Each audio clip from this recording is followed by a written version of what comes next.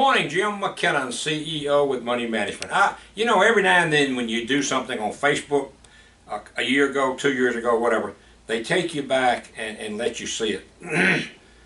I think it was 2 years ago I'm preaching the same sermon then that I'm preaching now. The market's fixing to go and bad.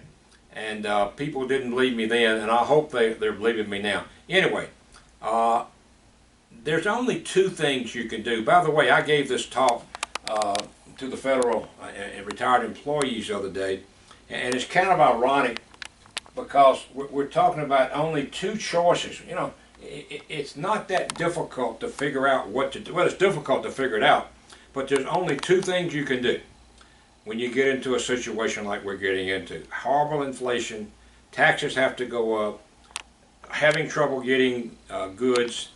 And I want to go on record as saying it's not a Democrat or a Republican problem.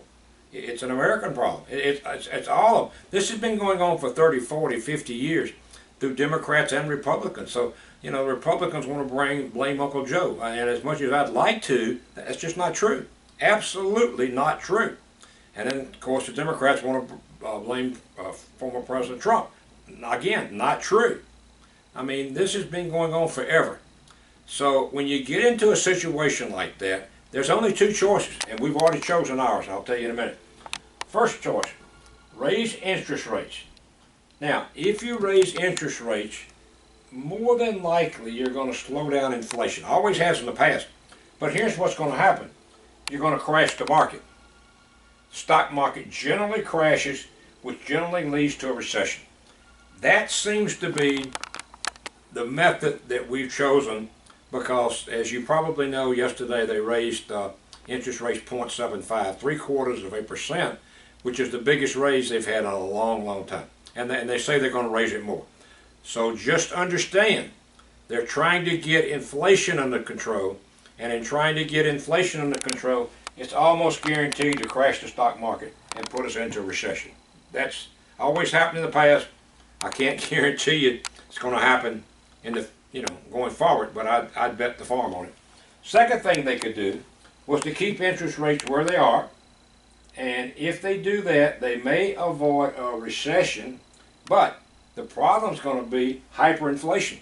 I mean, you're going to have inflation to the wazoo. Hyperinflation is defined as inflation of 50% or more for the year.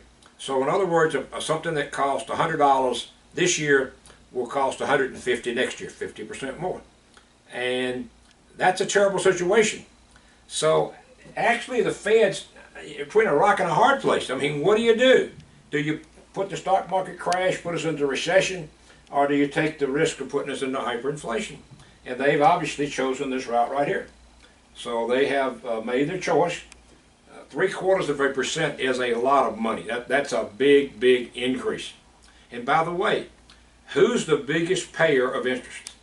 Federal government. Federal government, with all the national debt that we have.